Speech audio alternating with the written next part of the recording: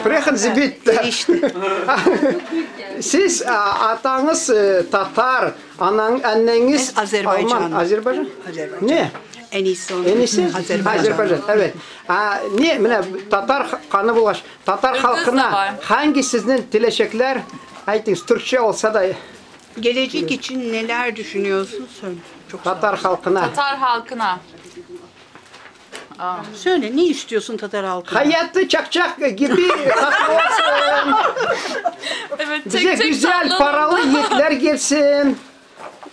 Kültüre sahip çıkılsın. Evet. Kültüre, Tatar kültürüne sahip çıkılsın. Evet. Parçalar öğretilsin, nesillere aktarılsın. Evet. Evet. Teşekkür ederim. İnşallah. Adınız ne?